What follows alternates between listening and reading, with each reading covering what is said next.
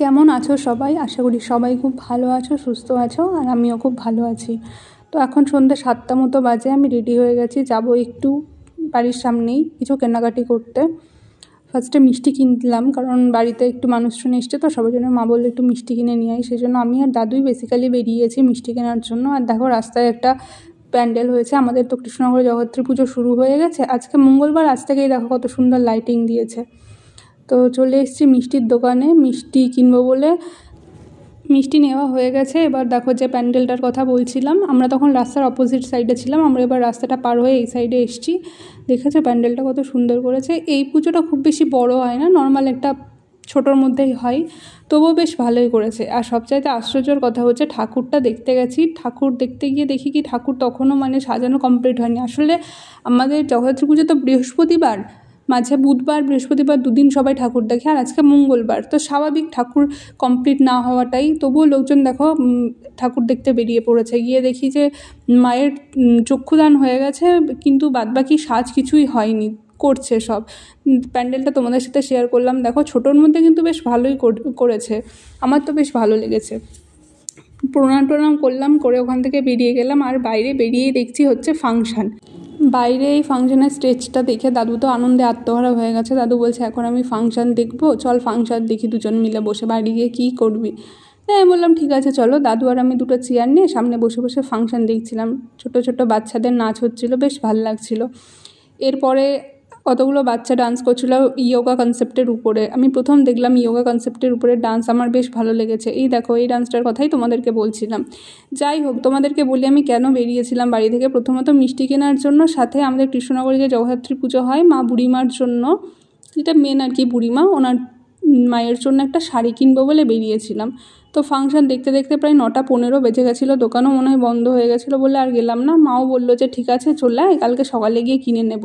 সেই জন্য আমি আর গেলাম না। তাছাড়াও আমার টুকটাক কিছু কাজ ছিল, সেগুলো আর করা হলো না, কারণ প্রায় 9:15-20 বেজে গেছিলো।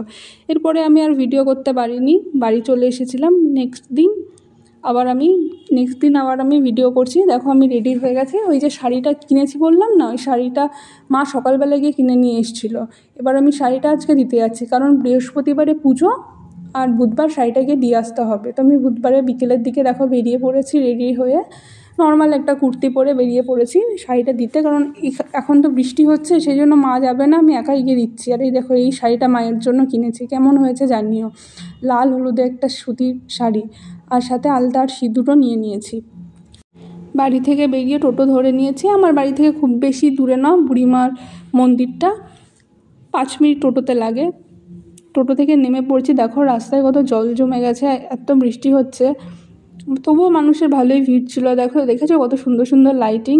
পুজো মানেই লাইটিং, আর আমার সবচাইতে এটাই ভালো লাগে, রাস্তার চারিদিকে পুরো লাইটে পুরো আলো আলো হয়ে থাকে, আমার খুব ভালো লাগে দেখতে এটা। সামনে গিয়ে জানতে পারলাম মাননীয় মুখ্যমন্ত্রী এসেছিলেন আজকে উদ্বোধনী অনুষ্ঠানে, সেই জন্য এত প্রেস, এত সব কিছু, কিন্তু খানিকক্ষণ আগেই উনি বেরিয়ে গেছেন, সেই জন্য আর দেখতে পাইনি। যাই হোক, আমি আস্তে আস্তে ভেতরের দিকে যাচ্ছি। আর এবার বৃষ্টি হচ্ছে বলে ভিড়টা একটু কমই আছে, আগের বছর তো এর থেকেও বেশি ভিড় হয়েছিল। পুজো মেনলি বৃহস্পতিবারে, কিন্তু বুধবারেই যাদের মানত থাকে বা শাড়ি টাড়ি দেওয়ার থাকে তারা সেগুলো দিতে আসে, কারণ ওনারা বলে দেয় একদিন আগে এসে দিয়ে যেতে। আমার অবশ্য কোনো মানত ছিল না, আমি নর্মালি মনে হলো মাকে একটা শাড়ি দেবো, সেই জন্যই দিতে এসেছি। আর এই দেখো আমাদের বুড়িমা, সবাই প্রণাম করে নাও, যার যা চাওয়ার চেয়ে নাও মায়ের কাছে। মা কিন্তু খুব জাগ্রত, মন থেকে চাইলে মা সবার আশা পূরণ করে। এত ভিড় ছিল, আস্তে আস্তে ভিড় ঠেলে আমি সামনের দিকে গেলাম, কারণ আমাকে তো শাড়িটা দিতে হবে। সামনের দিকে গিয়ে শাড়িটা দিলাম এই ছেলেগুলোর হাতে, ওরা ভলেন্টিয়ার মনে হয়, তো ওদের হাতে শাড়িটা দিলাম। আর ওরা শাড়িটা নিয়ে দেখো এই বাস্কেটের মধ্যে রাখলো। তারপর দেখো আমি ওখান থেকে বেরিয়ে আবার ফিরছি টোটো ধরবো বলে। আর দেখেছো এই সাইডটা কত সুন্দর লাইটিং করেছে। আর আমার একটা কানের দুল কেনার ছিল, তো আমি সেটাই মেনলি কিনতে যাচ্ছিলাম, কিন্তু যেতে যেতে রাস্তার ধারে দেখছিলাম যে কানের দুল বিক্রি হচ্ছিলো, তাই আর আমি আর কোনো দোকানে না গিয়ে ওখান থেকেই কিনে নিলাম। বেশ কম টাকার মধ্যেই পেয়েছি, 40 টাকার মধ্যে দেখো কত সুন্দর সুন্দর কানের দুল।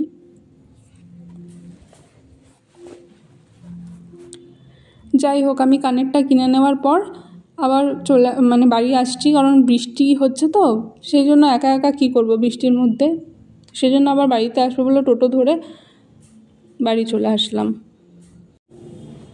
আর যেতে যেতে এটাই ভাবছি, যদি বৃষ্টি না হতো তাহলে কত মানুষের ভিড় হতো বলো তো। এই বৃষ্টিটার জন্য সব কিছু বানচাল হয়ে গেল। আর বাড়ি এসে দেখো আমি আমার মিঠাই সোনাকে আদর করছি। ওর জন্য অ্যাকচুয়ালি একটা বেল্ট কিনে নিয়ে এসেছিলাম, গলার বেল্ট, সেটাই ওকে পরিয়ে দিলাম। আসলে 2 দিন পর পর ও বেল্ট নষ্ট করে ফেলে, আর 2 দিন পর পর আমাদের বেল্ট কিনতে হয়, গলার যে ব্লিচগুলো যেগুলো হয়। তো ওকে আমি বলছি যে আয় আমার কোলে আয়, কিছুতেই আসছে না। যেই ওর মুখে একটু ফু দিয়েছি আর দেখো রেগে গেছে, রেগে গিয়ে আমাকে কামড়ে দিতে আসছে, ফু দিলে খুব রেগে যায়। তারপরে আমি মিঠাইকে বলছি সবাইকে বাই বলে দাও, বাই বলে দাও। ও মানে আমাকে সেই কামড়াতেই ব্যস্ত, কথা এখনও সেরকম বোঝে না মনে হয় ও। যাই হোক, আজকের ভিডিওটা এইটুকুই। ভালো লাগলে আমার চ্যানেলটা সাবস্ক্রাইব করে পাশে থেকো। টাটা সবাইকে।